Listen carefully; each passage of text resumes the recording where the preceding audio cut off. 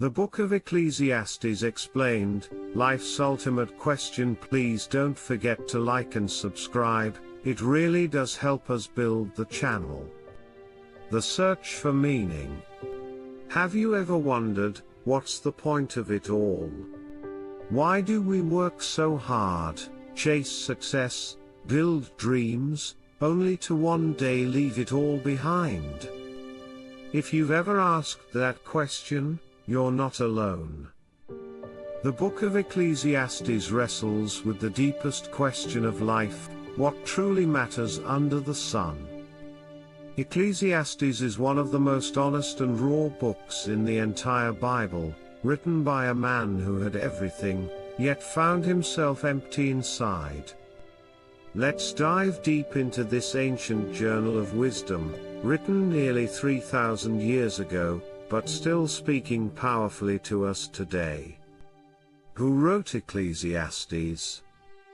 The author introduces himself as the teacher or Koheleth, a Hebrew term meaning one who gathers people to speak wisdom. Traditionally, many believe this teacher was King Solomon, son of David, the wisest man who ever lived. He writes this book near the end of his life, reflecting on all his pursuits, wealth, wisdom, pleasure, power, and how, in the end, they all felt meaningless. Ecclesiastes 1:2, NIV. Meaningless. Meaningless, says the teacher. Utterly meaningless. Everything is meaningless. Application for today. We live in a generation chasing purpose, through careers, followers, money, or experiences. Yet, just like Solomon, we find that without God, everything feels empty. Ecclesiastes teaches us this: a life apart from God may be full of things, but it's void of meaning. The endless cycles of life. In the opening chapters, Solomon observes the monotony of life. The sun rises and sets. The rivers flow to the sea, yet the sea is never full. History repeats itself. People come and go. Nothing truly changes. Ecclesiastes 1:9, NIV. What has been will be again, what has been done will be done again, there is nothing new under the sun. Solomon then tests everything: pleasure, wine, wisdom, great projects, wealth, fame. He builds houses, plants vineyards, and gathers riches beyond measure. But after it all, he says, Ecclesiastes 2:11, NIV. Yet when I surveyed all that my hands had done, everything was meaningless, a chasing after the wind. Application. In today's world, we call this the success trap. We chase the next thing, a new job, relationship, or purchase, only to feel unfulfilled. Ecclesiastes reminds us, no amount of success can satisfy a soul made for God. A time for everything, Sage. 3. Then comes one of the most famous passages in Scripture, Ecclesiastes 3:1, NIV. There is a time for everything, and a season for every activity under the heavens. A time to be born, and a time to die. A time to weep, and a time to laugh.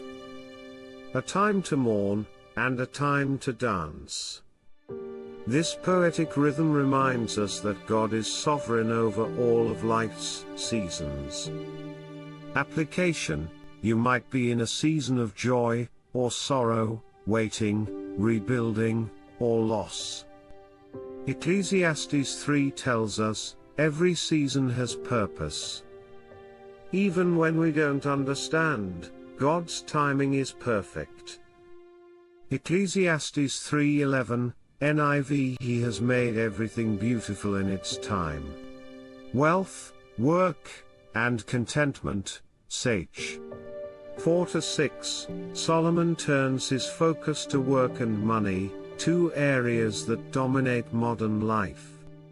He notices oppression, envy, and competition driving people to exhaustion. He warns that working endlessly for wealth or status leads only to frustration. Ecclesiastes 5:10, NIV: Whoever loves money never has enough, whoever loves wealth is never satisfied with their income. Application: how relevant is that today? We live in a culture of more money, more productivity, more hustle. But Solomon says, stop chasing. Be content with what God gives. Enjoy your work, enjoy your food, enjoy your family, these are gifts from Him. Ecclesiastes 5:19, NIV: When God gives someone wealth and possessions, and enables them to enjoy them, this is a gift of God. Modern lesson: true joy isn't in how much we earn, but in how much we appreciate what we already have. Wisdom and limitations, Sage 7-8. In chapters 7 and 8, Solomon reflects on wisdom itself. Yes, wisdom is valuable, but it has limits. Ecclesiastes 7:14, NIV: When times are good, be happy, but when times are bad, consider this: God has made the one as well as the other. Even the wise can't control life or understand everything God does. Application: we crave control, we want answers, reasons and guarantees. But Ecclesiastes reminds us, faith means trusting even when we don't understand.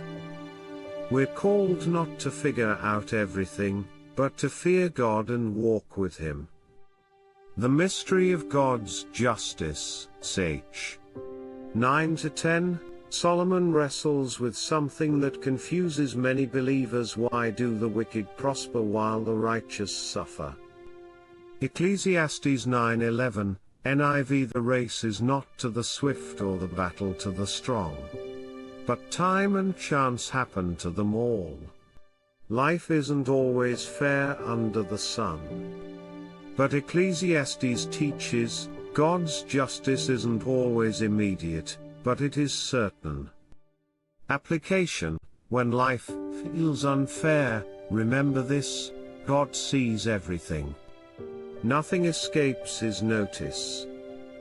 Justice delayed is not justice denied. We live not for life under the sun, but for eternity beyond it. The call to remember God, Sage 11-12. As the book closes, Solomon speaks directly to the young. Ecclesiastes 12:1, NIV: Remember your Creator in the days of your youth, before the days of trouble come. He paints a poetic picture of aging, eyesight fading, strength weakening, and death approaching. Everything in this life fades.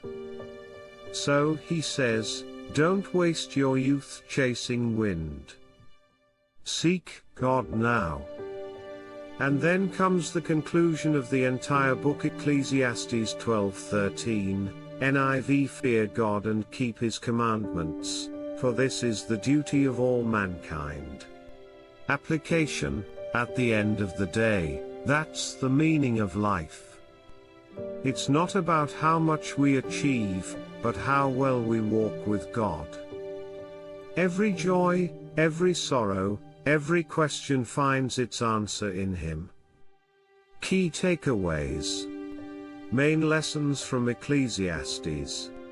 1.